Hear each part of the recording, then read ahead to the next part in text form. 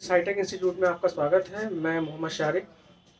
आज मैं आपको एमएमसी सॉफ्टवेयर से रिलेटेड जो भी प्रॉब्लम्स आती है, आज मैं उनके बारे में आपको यहाँ पर बताऊँगा।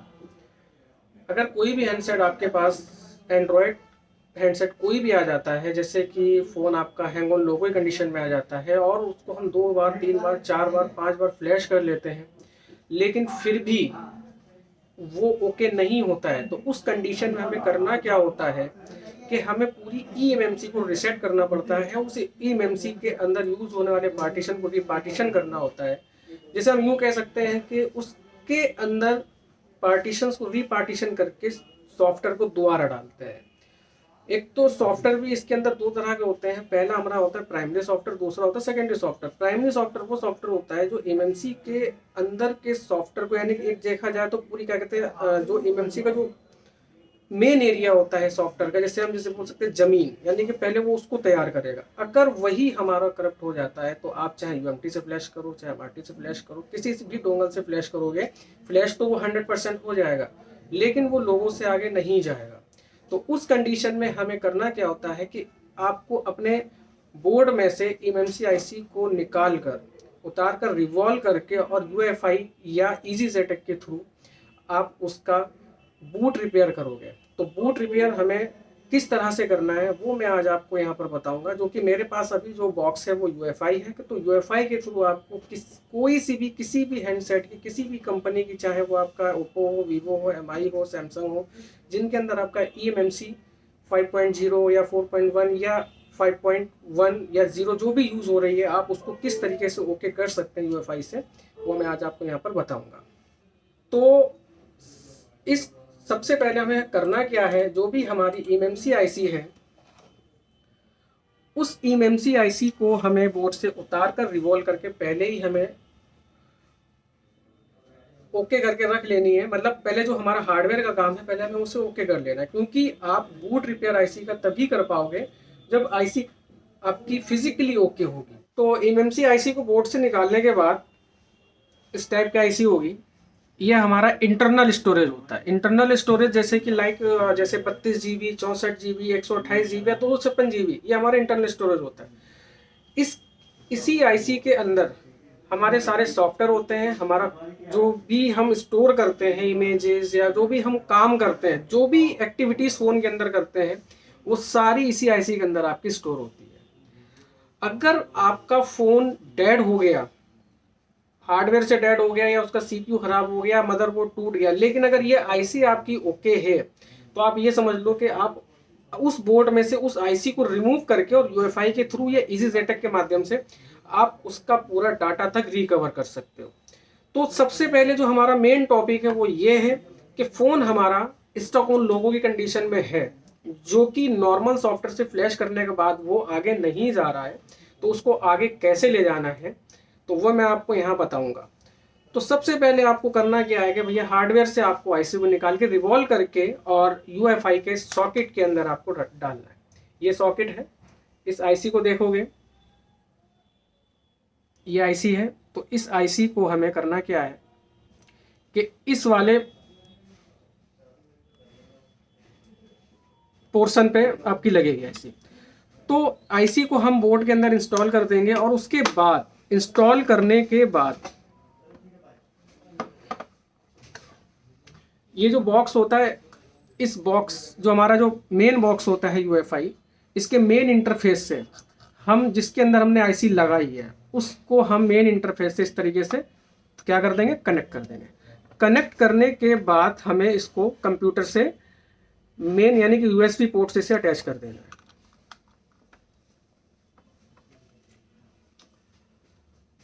करने के बाद तो बॉक्स को हमने कंप्यूटर से जोड़ दिया है। उसके बाद हमें करना क्या है, जो इसका सॉफ्टवेयर है UEFI eMMC टूल बॉक्स, हमें इस सॉफ्टवेयर को ओपन करना है। ओपन करने के बाद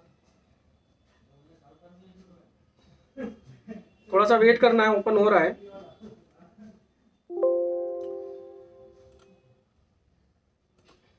ये हमारा सॉफ्टवेयर ओपन होके आ चुका है। ये हमारे UEFI eMMC टूल बॉक्स का पूरा इंटरफेस है। तो यहाँ पे आपको 3 टैब दिख रही है, एक प्रोग्राम, एक यूज़र एरिया, एक फैक्ट्री इमेज और सपोर्ट। तो हमें करना क्या है कि eMMC आईसी के अंदर जो हमारे पार्टीशन यूज़ हो रहे हैं उनको हमें रीपार्टीशन करना है और उनका बूट रिपेयर करना है।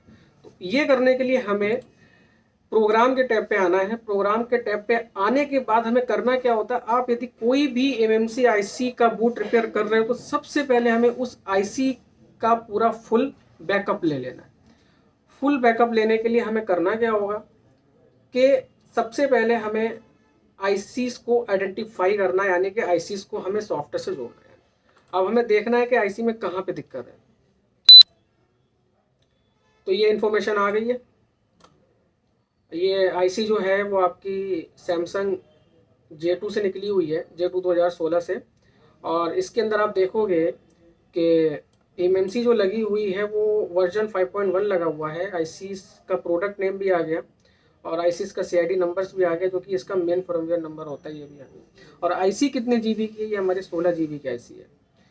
तो इसका जो यूज़र एरिया है वो 16 जीबी का है, बूट 1 और 2 ये 4 MB का है, और इसका RPMB एरिया वो 16 MB का है।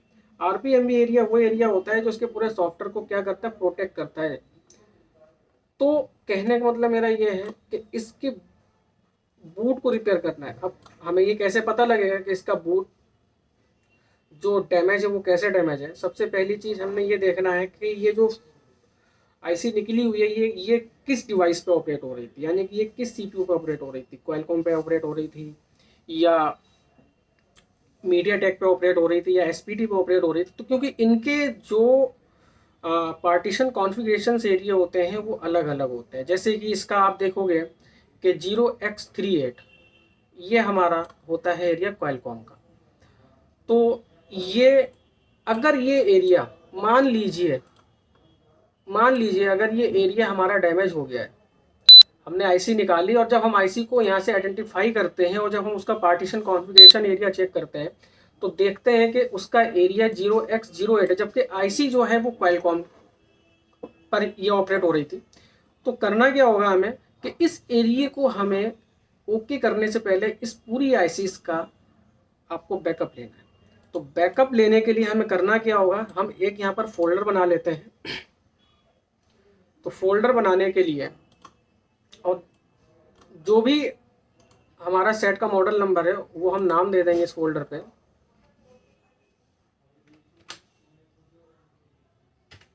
J210।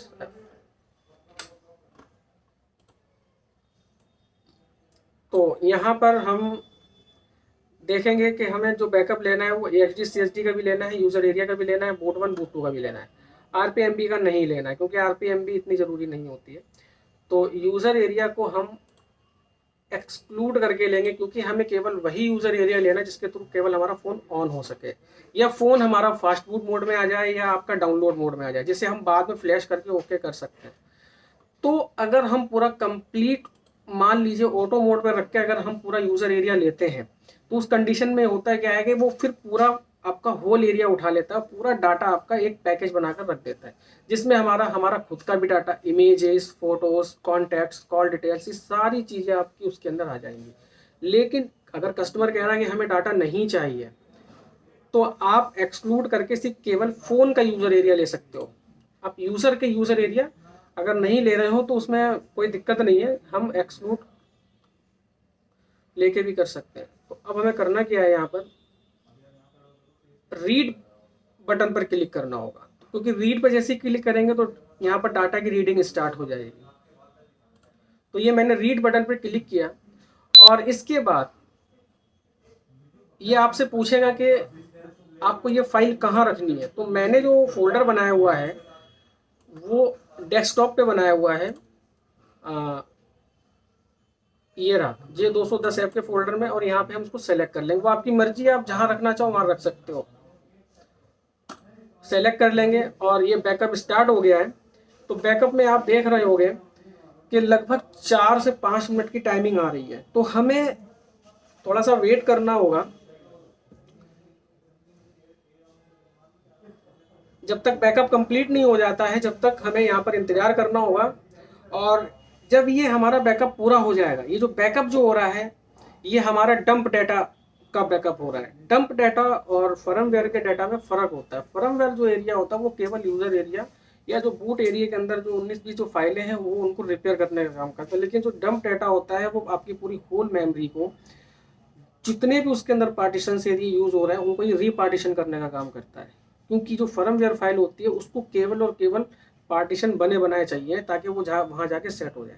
बट ये जो काम करेगा ये केवल और केवल पार्टीशन को रिक्रिएट करके और जो उसके अंदर जो यूज़ होने वाली टेबल्स हैं ये उनको सेट करता है, ताकि आप नेक्स्ट टाइम अगर किसी भी नॉर्मल डोंगल या किसी भी सॉफ्टवेयर से या किसी भी टूल से जब आप उसे फ्लैश करते हो तो वो इजीली फ्लैश हो जाएगा और फ़ोन आपका ओके हो जाएगा।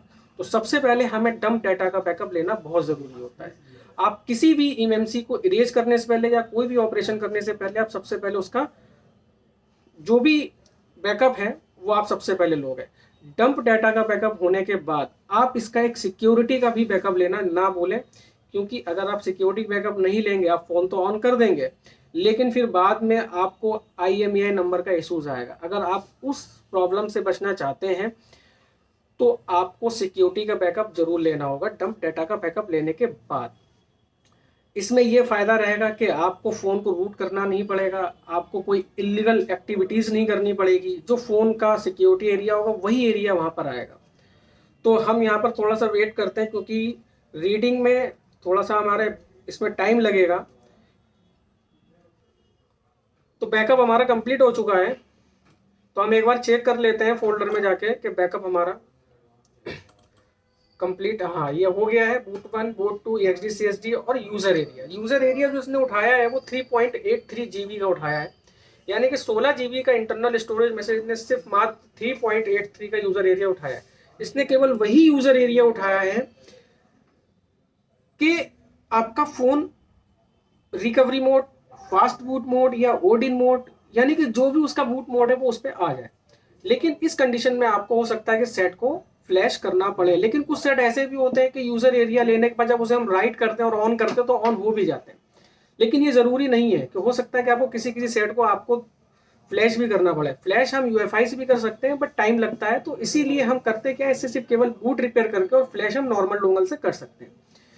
तो यहाँ पर यूजर एरिया हमारा आ चुका है, बूट 1, बूट 2 और EXD CSD जो कि हमारी बूट कॉन्फ़िगरेशन फाइल होती है, ये आ चुकी है। और एक इसके अंदर इंफॉर्मेशन की भी फाइल है जो कि टेक्स्ट फाइल है। यहाँ पर सिर्फ केवल हमें ये बताएगा कि इस eMMC के अंदर जो इन्फॉर्मेशन है वो क्या थी। तो यहाँ पे दिखा रहा है कि मतलब जो उसकी इन्फो में आई थी वही चीज़ यहाँ पर आपको दिखाएगा ये, कि ये सैमसंग से निकली हुई है। 16 MB का RPM एरिया है, 16 GB की आपकी यूज़र एरिया है। तो कुल मिलाकर 1, 2, 3, 4 इसके अंदर पार्टीशंस एरिया हैं जो अपना अपना काम कर रहे हैं। तो अब हमें करना क्या है, इसका नेक्स्ट स्टेप जो है वो सिक्योरिटी पार्ट को हमें बैकअप करना है। तो सिक्योरिटी एरिया का बैकअप लेने के लिए हमें उसका भी इसी फोल्डर के अंदर एक फोल्डर और बना देते हैं और उसका नाम रख देते हैं यूजर पार्ट। तो यूजर पार्ट का फोल्डर बना लिया हमने। अब हम इसको यहां से क्लोज कर देते हैं और यूजर पार्ट यानी कि सिक्योरिटी एरिया का बैकअप लेने के लिए हमें करना क्या होगा, इसके यूजर एरिया पार्ट के टैब पर जाना होगा। यूजर एरिया पार्ट के टैब को हम यहाँ पर सेलेक्ट करेंगे और आप देखेंगे कि यहाँ पर कई सारे पार्टीशंस शो हो रहे हैं। तो इन्हीं पार्टीशन में अब हमें इनके अंदर से यूजर यानी कि जो हमारा सिक्योरिटी एरिया है उनको हमें कैसे आइडेंटिफाई करना है। तो उनको आइडेंटिफाई करने के लिए हमें देखना होगा कि जो पिंक हाईलाइटेड फाइल है, पिंक यानी कि जो गुलाबी कलर लाइनिंग में जो फाइलें हैं, हमें उनको केवल यहाँ पर टिक लगाना है। और वो आप आप एक चीज और एक प्राइमरी GPT पर भी टिक लगा लें, क्योंकि ये वो फाइल है जो हमारे सॉफ्टवेयर यानी कि जो हमारे जो पार्टीशन है उनके अंदर ही क्या करेगा, टेबल्स को एक्यूरेट कर देगा, यानी कि जेन्युइन पार्टीशन टेबल फाइल होती है ये। अब हमें देखना है कि और इसके नीचे पिंक हाईलाइटेड फाइलें कौन कौन सी हैं। तो एक तो हमारी होगी यहाँ पर modem SD1, modem SD2, EFS और इसके बाद परसिस्टेंट कॉन्फिग फाइल और इसके बाद में आपकी मॉडम और इसके बाद में APH, ये हमारी सिक्योरिटी फाइल हो। तो टिक हमने यहाँ पर लगा दिया है। टिक लगाने के बाद हमें यहाँ से रीड बटन पर क्लिक करना होगा। रीड बटन पर क्लिक करेंगे और ये हमसे वही चीज है कि डेस्टिनेशन पूछेगा कि फाइल को कहाँ रखना है। फाइल को हमें वहीं रखना है जहां पर हमने डंप डाटा को रखा हुआ है।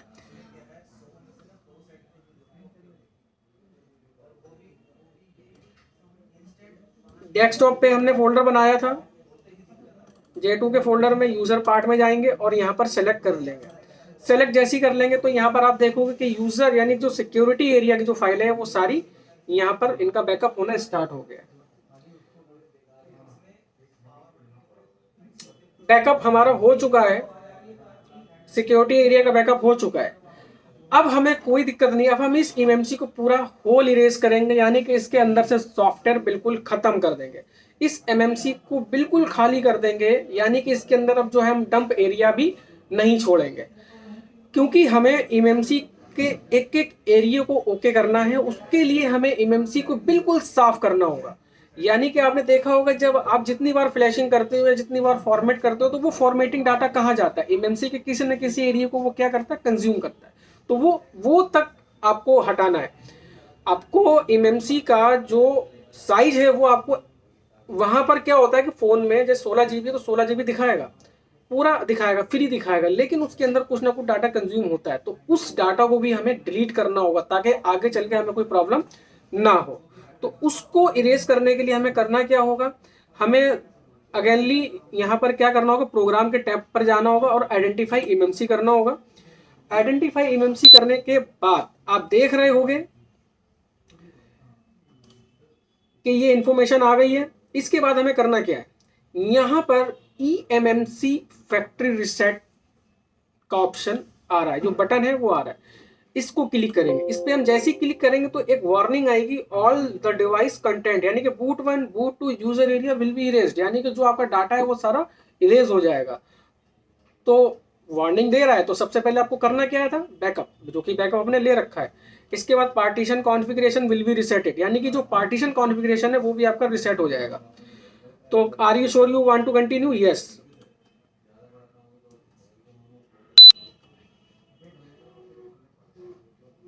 Factory erase done, resetting partition configuration done, resetting boot bus condition done.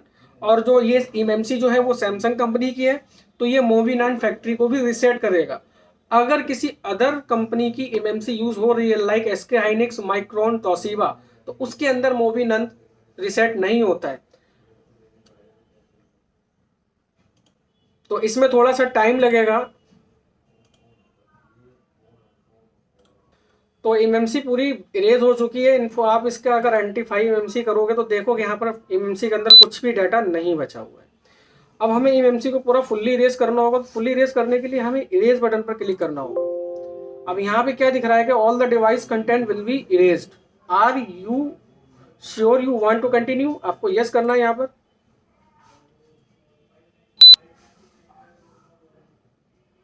MMC erased हो चुकी है। आप देख रहे होगे यहाँ पर करंट पार्टीशन एक्सिस में आप इसकी डिटेल देखोगे तो erasing boot partition 1 erase, erasing boot partition 2 erase और erasing user area erase.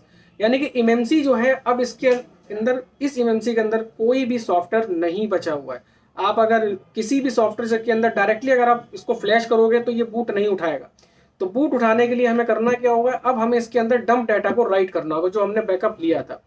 Dump data को राइट करने के बाद आपको उसके बाद सिक्योरिटी एरिया को राइट करना होगा। तो ये कैसे करना है बता देता हूं, तो ध्यान से देख लेना।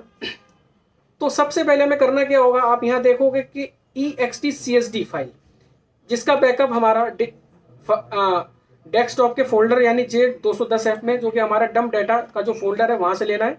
यहाँ पे लिखा हुआ कि आप चाहो तो यहाँ पर डबल क्लिक करके इसको ले सकते हो या ड्रॉप एंड ड्रैग करके ले सकते हो।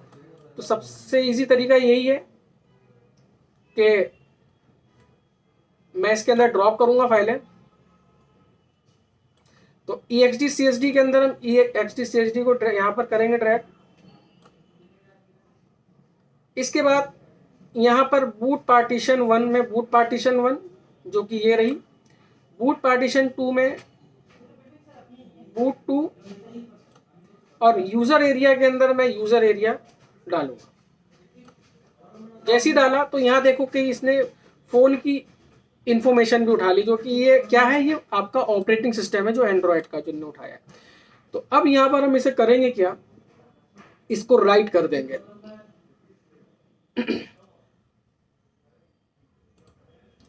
इसको राइट कर दिया। EXE में ये आपकी चली गई यूजर एरिया, बूट 1, बूट 2। तो जितना टाइम हमें रीडिंग में लगा था उतना ही टाइम हमें यहाँ पर राइटिंग में लगेगा, क्योंकि ये एरियो को रिपेयर कर रहा है। कौन से एरियो को, बूट एरिया हो गया, यूजर एरिया हो गया, इन दोनों ही एरियो को ये रिपेयर करेगा। अब इसमें क्या हो गया कि जो आपके पार्टीशन अनपार्टीशन थे वो अब रीपार्टीशन होके एक्यूरेट हो जाएंगे, और जो उनके अंदर जो यूज होने वाली जो टेबल्स फाइलें हैं वो भी एक्यूरेट हो जाएंगी, ओके हो जाएंगी। नेक्स्ट टाइम जब हम इसे किसी भी नॉर्मल सॉफ्टवेयर से फ्लैश करेंगे तो इजीली फ्लैश हो जाएगा, और जो फोन आपका स्टक ऑन लोगो की कंडीशन में था वो अब लोगों से आगे बढ़ जाएगा। तो यहां पर रीडिंग में थोड़ा सा टाइम लगेगा, 5 मिनट के आसपास टाइम लगेगा, क्योंकि ये 4 GB की फाइल है। और इसके अंदर जो रीडिंग और राइटिंग में जो टाइमिंग लगती है वो इसलिए लगती है क्योंकि इसके अंदर जो डाटा लाइनें होती हैं वो लगभग 4 से 8 या 7 के आसपास लाइनें होती हैं। तो यहाँ पर हमारे एमएमसी के अंदर डंप डेटा राइट हो चुका है। डंप डेटा राइट होने के बाद हमें आईसी की इंफॉर्मेशन चेक करनी है। आप देखोगे कि आईसी के अंदर डंप डेटा राइट हो चुका है, लेकिन अभी भी इसके अंदर एक दिक्कत ये है, प्रॉब्लम जो है वो ये है कि जो इसका कॉन्फ़िगरेशन एरिया था वो 0x08 है, जो कि एसपीडी का है। और आईसी जो ये वर्क कर रही है वो आपकी जो वर्क कर रही है आप क्या कहते हैं स्नैपड्रैगन पे, यानी कि एमएसएम जो सीपीयू लगा हुआ है उस पर कर रही है। तो उसका जो कॉन्फ़िगरेशन एरिया होगा वो हमारा उसको ओके करने के लिए आप देख रहे होगे कि यहाँ पर एक स्टार का बटन है। इस स्टार का बटन पे हमें जाना है और कॉइल कॉम को सेलेक्ट कर लेना है। कॉइल कॉम को मैं जैसे सेलेक्ट करूंगा तो ये ऑटोमेटिकली उस एरिया को ओके कर देगा और हमें दिखा देगा कि उसका एरिया क्या होना चाहिए। और देखने के लिए हमें करना क्या होगा, यहाँ पर आइडेंटिफाई ईएमसी करोगे और पार्टीशन कॉन्फ़िगरेशन की डिजिट चेक करोगे कि क्या हुई है। ये देखो, ये 0x38, यानी कि अब फोन जो है वो हमारा लोगों से आगे पहुंच जाएगा। बट फ्लैश करने के बाद, पहले क्या था कि अब अगर फ्लैश भी कर देते तो भी आगे नहीं पहुंचता, फोन ऑन हो जाता, 0x08 पे भी ऑन हो जाता, लेकिन वो लोगों से आगे नहीं बढ़ता। तो अब ये क्या है, अब ये लोगों से आगे इजिली बढ़ जाएगा फ्लैशिंग करने के बाद। तो हमने सारा ओके कर दिया। अब करना क्या है, इसके अंदर हमें सिक्योरिटी एरिया को राइट करना है। तो सिक्योरिटी एरिया को राइट करने के लिए हमें यूजर एरिया पार्ट के टैब पर जाना है। यूजर एरिया पार्ट के टैब पे जाने के बाद अब हम देखेंगे कि जो हमने यहाँ पर फाइलों का जो हमने बैकअप लिया है, जो यूजर पार्ट के फोल्डर में आया है वो ये फाइलें हैं। अब करना क्या है आपको, यहां पर सबसे पहले प्राइमरी जीपीटी, तो प्राइमरी जीपीटी जो है इसको हम यहां पर ड्रैग करेंगे, आ गई। इसके बाद में अब जो फाइल है इसमें पिंक वाली देखेंगे एफएसजी, तो एफएसजी को यहां से ड्रैग करेंगे एफएसजी के ही फोल्ड उसमें फाइल में। और इसके बाद में मॉडम एसटी फर्स्ट और 2 बारी बारी सबको हम यहां से लेते जाएंगे।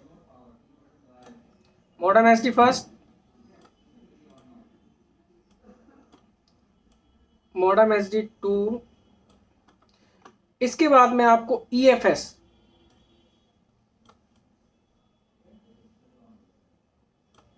ईएफएस। अब नीचे देखना और कौन सी फाइल है,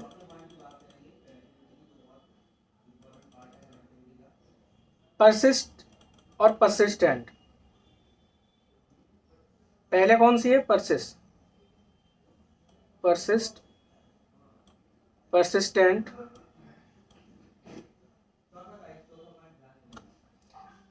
कॉन्फिग, कॉन्फिग के बाद मॉडम,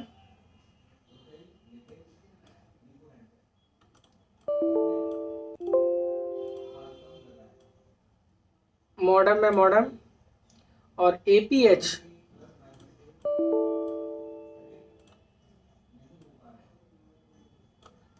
में APH। इसके बाद हम इसे करेंगे कि सारी फाइलें लेने के बाद,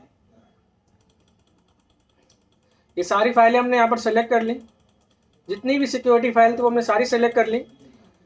अब हमें करना क्या होगा, यहाँ पर इसको राइट कर देना है। तो जो भी सिक्योरिटी एरिया से जो भी प्रॉब्लम होगी, जो भी इश्यूज होंगे या जो भी IMEI नंबर से जो भी दिक्कत होगी वो सब आपकी सॉल्व हो जाएगी। यानी कि यहाँ पर ये करने से हो गया कि हमारा फ़ोन जो है वो नॉर्मली रूट होने से बच गया, और मेन चीज़ है कि हमारी टाइमिंग बच गई।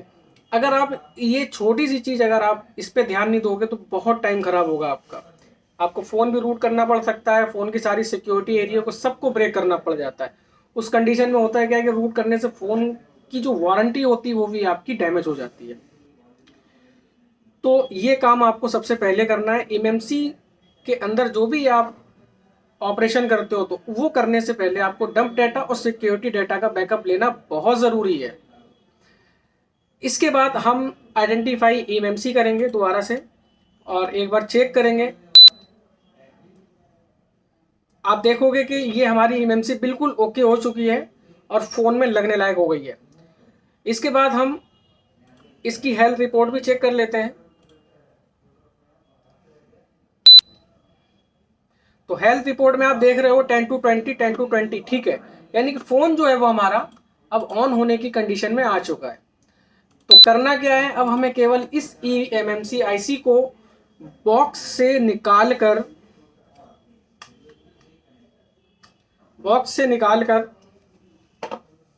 अब इसको हमें बोर्ड में इंस्टॉल कर देना है और उसके बाद इसे ऑन करेंगे, ऑन हो जाएगा। इस वीडियो को देखने के लिए आपका बहुत बहुत शुक्रिया। और भी आगे वीडियो देखने के लिए हमारे चैनल को लाइक करें, सब्सक्राइब करें